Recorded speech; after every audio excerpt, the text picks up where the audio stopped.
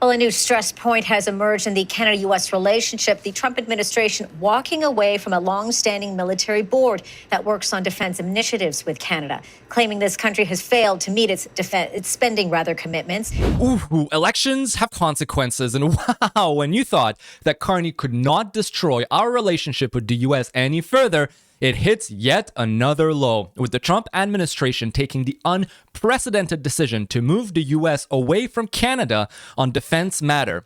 This is a huge problem, but why is this happening and what caused the rift? Democracy is a weird thing in Canada, and Alberta is finding that out the hard way when a small band of 270 members, aided by a woke judge, can silence the voice of over 700,000 Albertans. But the fight is only heating up, and today's announcement by Danielle Smith says everything. Then you have a liberal elite that made a big mistake by admitting how they control the media, and a massive revelation that's coming out of the US that is sending shockwave through the entire establishment. And you know what?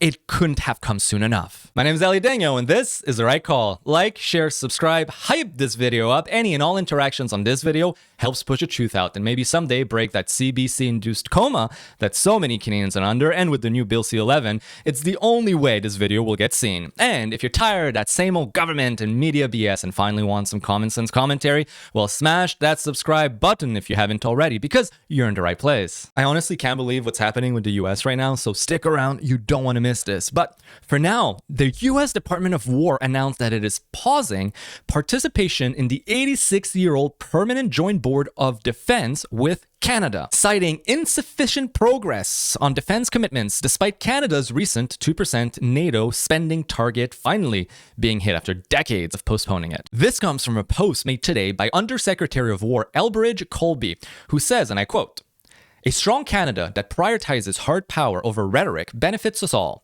Unfortunately, Canada has failed to make credible progress on its defense commitments.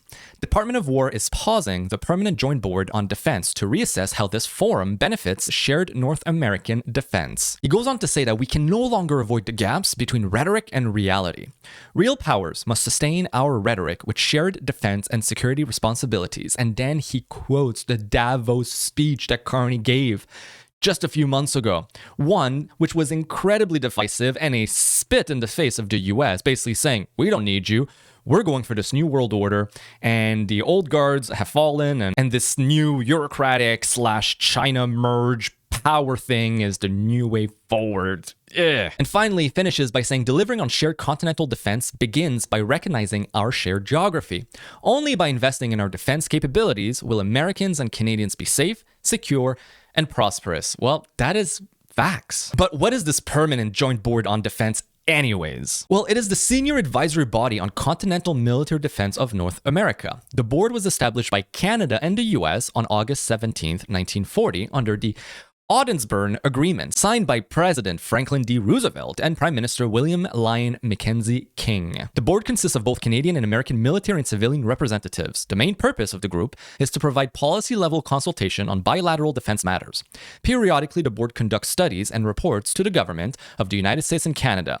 The board, which is co-chaired by a Canadian and an American, meets semi-annually, alternating between either countries. Now, in this CBC article, they mention a few things that I want to bring to your attention. First, it says that Colby's post implicitly lays some of the blame for the US move on Prime Minister Mark Carney's frequent statements about making alliances with countries other than the US in the wake of US President Donald Trump's trade war and his calls for making Canada the 51st state. I love the spin that the CBC is putting. It's all the blame is on Donald Trump, all the blame is on him for the trade war, it's on him for the 51st state comments, but I have highlighted several reasons why Donald Trump might want to pull back from it, because America ain't the only one to blame in this entire ordeal. Canada has done a lot of messed up things. Then you have a quote from former MP John McKay, who was one of the co-chairs of that board, that says, "I don't see how canceling one of the most significant, if secret and unknown, organizations which manages the mutual defense of North America enhances trade negotiations or enhances our willingness to purchase the F-35s. Maybe in some devious mind of some official somewhere," he said. Again, look at the attack, the rhetoric. We attacked the US. It's the US's fault. US's fault all the time. But I'm here to say that you can only posture so much until the consequences of your words slap you across the face. Because yes, Davos is part of the problem, but it is just a small piece in a long line of a year-long attack on the US on the parts of the liberals led by Mark Carney. Look, there's something clear about Trump. He doesn't like allies going behind his back to undermine him. No matter what the CBC will spin up, either on the air or on articles like this, for the elbows up crowd to say this was, well, unwarranted, let some facts be brought to light. Over the last year, Mark Carney calls China a strategic partner and goes to Beijing to join their New World Order. He promises to let in 49,000 Chinese vehicles every year with their spy cameras intact.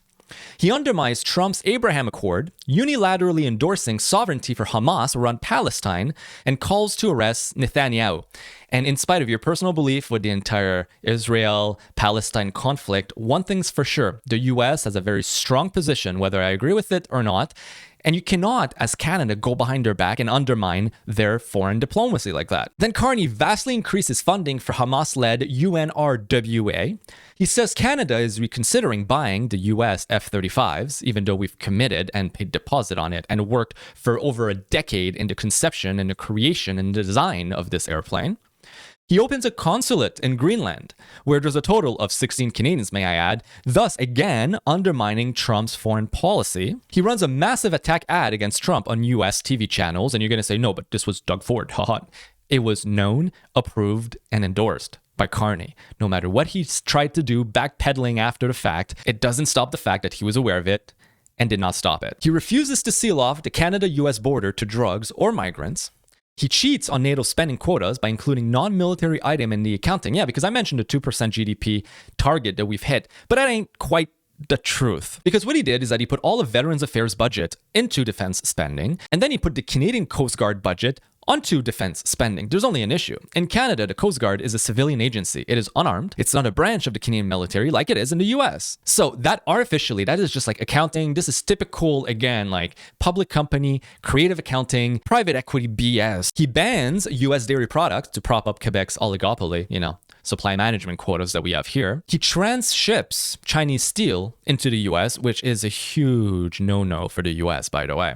And he says that Canada should join the European Union, including its defense bank. So yeah, no, this was not unwarranted. This is a year-long attack on the US, undermining their policy and their global order, which, by the way, benefits us too. Think about this for a second. This board endured World War II, the Cuban Missile Crisis, the entire Cold War, 9/11. It spanned the terms of 13 prime ministers and 15 presidents, but yet it could not survive 1 year of Mark Carney. Imagine that. 86 years of friendship, of alliance, of common defense initiative gone because of one bad prime minister. But I'm going to say something that I don't think anyone else has said. I fear deeply that this actually plays in the hands of Carney. And that for two reasons. First, the legacy media, like I said, will spin this up as another attack from Trump onto Canada, thus emboldening the elbows up crowd to hate even further on the US. And we know this. The 60 plus years old crowd puts the number one issue in Canada being Donald Trump and the US. So the more we are antagonized against the US, the more this crowd rallies behind the liberal and supports the current government, thus cementing Carney's stranglehold onto the power. Second, well, it now gives reasonable grounds for Carney's government to turn around, pivot, and make these horrible alliances with other partners that are not in the best interest of Canada and will continue to push the US further away from Canada and eventually, I fear, make irreparable harm to our relationship. And this is not a positive thing for Canada whatsoever, since no other nation have the defense capability that the US has.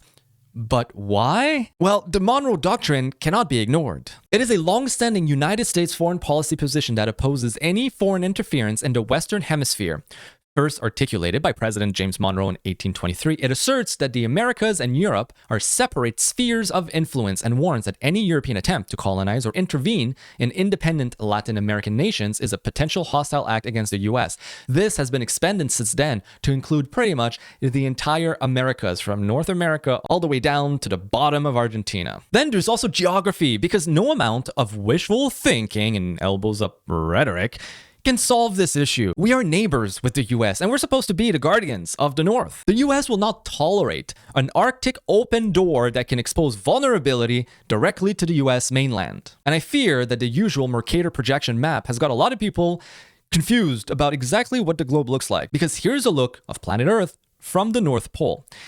We have Russia right here, which is an adversary to both Canada and the US. We have Canada right here, and we have the US right here. We are neighbors. We're a stone throws away. We need to defend the North. And you're going to say, yeah, but Alaska is right here. It ain't just big enough to defend this entire coastal area. And let alone, we're not even talking about shipping routes that are opening up through the Northwest Passage. We're not even including all the minerals and all the fishing and all the economic issues that could arise from this. No, we're just talking about national defense. Canada and the US form this joint protection sphere and help prevent Russia, and by extension, China right here, from asserting any dominance over the Arctic. And furthermore, on geography, no one else but the US can come to our help. There's oceans all around. And an important thing in military matters is something called power projection. It's the ability to project your force. You need strong navies, air force, logistics systems, which no other nations that are allied with Canada has the capability to do. Only the US can. And then there's the giant and fat elephant in the room that needs to be addressed. Spending. The US spends more than double the amount on military and defense than all NATO countries combined together. And this map shows it. This is all the NATO countries, all of our little friends and allies. This is Canada, little sliver right here. And this is the US, $860 billion out of a total NATO budget of $1.3 trillion. And I'm not even touching on the integration of defense through NORAD, or through our shared military doctrine, or through joint exercises, or through, our common shared military history. Let me be brutally succinct. Without the US as a military ally, and after decades of major neglect, Canada cannot ensure and protect its sovereignty against adversaries anymore. That is the cold hard truth. Now, if you needed any more proof to see that the mainstream media is expected to act as the propaganda arm of the Liberal Party, well, this Liberal MP right here said the quiet part very loudly. This is not a new post, by the way. This stems from 2 years ago, but I just found it, and I thought it'd be way too good not to share. It all started with Terry Newman, who's a senior editor and columnist at the National Post. She made a post back in 2024 saying that this guy probably single-handedly made our country more dangerous than it's ever been. She's referring to Mark Miller, and I could not agree with her more. That guy is something else. If want to talk about incompetency? Sean Fraser is pretty much up there as well with incompetency. Anyways, she later on quoted her own post saying, "Incredible how much damage a party and minister can do to a country in 9 years." And again, it's facts. But here's the crock of the issue. Here's something that should have never been brought to light. Talib Nur Mohammed quotes her, "Your paper wouldn't be in business were it not for the subsidies that the government that you hate put in place. The same subsidies your Trump-adjacent foreign hedge fund owners gladly take to pay your salary." And to remind you, Talib Nur Mohammed is a Liberal MP for Vancouver Granville, and he's also the Parliamentary Secretary for Artificial Intelligence and Digital Innovation. I don't think he realizes just how badly he screwed up there and exposed their very well-kept secret. Maybe it's arrogance, or maybe that's just what happens when you get a majority and you feel emboldened. But make no mistake, this was a threat against a journalist that reads pretty much something along the lines of, "You've got a nice job at this nice newspaper. It would be a shame if something happened to it." And this is where there's a reckoning, where you have to realize that this is the kind of power the state wields when it subsidizes failing media in order to ensure their survival. Because federal media subsidies cover approximately 50% of an eligible journalist's salary. On a per journalist basis, these subsidies cover from $6,800 to nearly $30,000 per employee annually. And the government is more than happy to remind them who they're actually working for. Now, if you feel sometimes that the entire Western world is going crazy, well, you're not alone. I feel it deeply as well. Like there's this invisible machine that is pushing every free and democratic country towards this new twisted, authoritative dystopia. Ugh, gives me shivers. The constant gaslighting, the constant attacks on our rights and freedoms, the constant double standards being thrust upon us, the systemic decline of our economies. But sometimes it's good to highlight and realize that there's still those out there that are sane. And Poland is such a country. It's a country that I've enjoyed very much, so I've traveled there before, and the one thing that struck me was just how clean, how polite, how friendly, how well presented, and how orderly society was. There was not a single homeless person. The metro, subway, whatever you want to call it, was impeccable and spotless. The food was great. And the people seemed to have this air of joy about them, carrying on their daily business with a smile on their face. Yes, even for a Slavic country. I compare that to Canada and other Western countries, and there's this apathy. People just seem like beaten down, like zombies going around. I don't know, it's hard to describe into words. But why am I mentioning this? Well, the EU is currently trying to pass near dictatorial laws very similar to what we're seeing in Canada with C9, C12, C22 to control all speech and all tech platforms online. And luckily, Poland rose to the occasion and told the EU to go to hell. President Naraki vetoed the Digital Services Act. The state is supposed to guarantee freedom, not restrict it, he said. Damn right. The EU spent years building the most sophisticated censorship machine in the Western world, and Canada is following suit. One man, one veto destroyed it all. Think about what this law actually was. Governments deciding what you can post, governments deciding what you can share, governments deciding what is true, and governments deciding what you're allowed to think. Poland said no, while Germany complied, France complied, the entire EU rolled over. Poland vetoed it. The same Poland that buys more gold than ECB. The same Poland that surpassed the European Central Bank in reserves. The same Poland that has been right about everything. Is now the last standing wall between European citizens and state-controlled speech. The EU doesn't want free citizens, it wants manageable ones. Yeah, that's freaking true. That's Canada too. And what's wild about Poland too is that they're stated to be the leading economy in Europe within the next couple decades, surpassing the UK, surpassing Germany, surpassing France. That is the prosperity that you can bring forth upon your nation when you allow capitalism to run without cronyism, when you allow freedoms to reign true above control and authoritarianism, and when you manage your borders and protect your citizens before the well-being of foreigners. And speaking of protecting the freedoms of your citizens, Alberta's pushing back against the woke judge's decision to throw away the Citizens' Initiative to hold a referendum on sovereignty.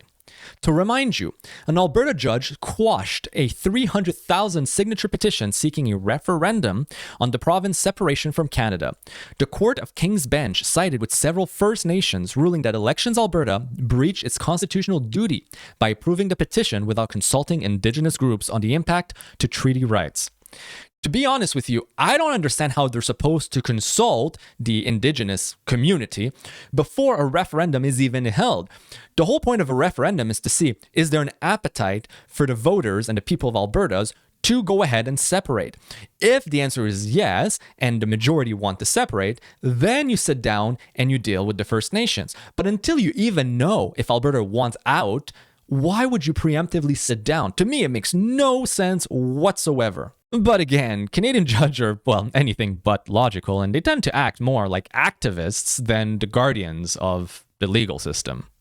Also, on a side note, I find it downright hilarious how the entire suit was brought forth by the Athabasca Chippewayan First Nation, a nation that is comprised of 1,500 members, which only 270 live under reserve. Like, democracy is supposed to be the will of the majority, and right now, ironically, you have a tiny fraction of a minority that is stopping a referendum which is supposed to be about discovering what is the will of the majority. Sense and makes none. But anyways, this is what Danielle Smith had to say.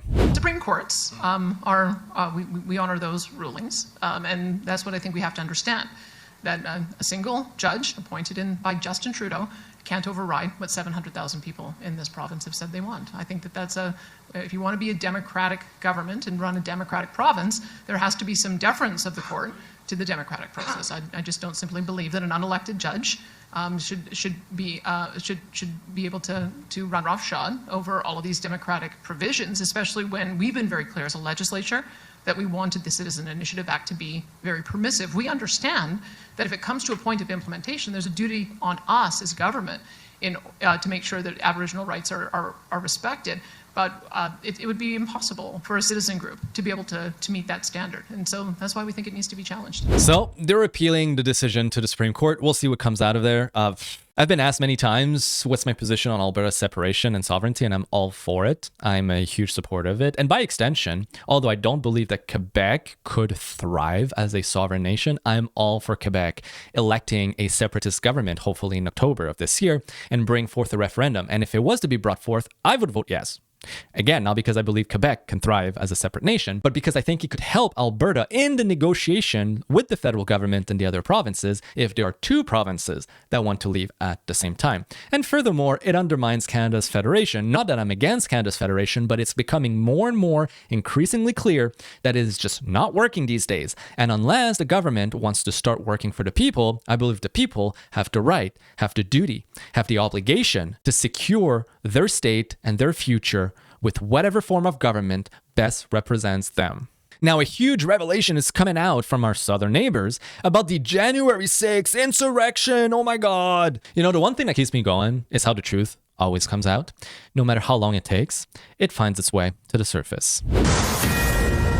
Fox News alert, the Justice Department just released the bombshell report that we've been waiting for. What actually happened on January 6th? The FBI had 26 confidential human sources there that day. 26. A confidential human source is a guy the FBI pays to spy for them. Of the 26 confidential human sources who were in D.C. on Jan 6th, 4 entered the Capitol during the riot. An additional 13 entered the restricted area around the Capitol. So more than a dozen FBI spies participated in the so-called insurrection. A bunch of them broke into the Capitol. Their own inspector general says this is what happened. But that's not what they told you when they testified under oath. Those who were there in an undercover capacity on January 6th, how many were there? Again, I'm not sure that I can give you that number as I sit here. I'm not sure there were undercover agents on scene. I thought I heard you say you didn't know whether there were FBI agents or informants or human sources in the Capitol or in the vicinity on January 6th. Did I misunderstand you? I thought that's what you said. Well, I referred very specifically to undercover agents. Yeah. And so are you acknowledging then there were undercover agents? As I sit here right now, I do not believe there were undercover agents on scene. The inspector was hiding something, so Congress asked the question a different way. Listen. Did you have confidential human sources dressed as Trump supporters inside the Capitol on January the 6th prior to the doors being open? I love that accent. Oh my God. American politics is so much more interesting than Canadian politics. I swear to God.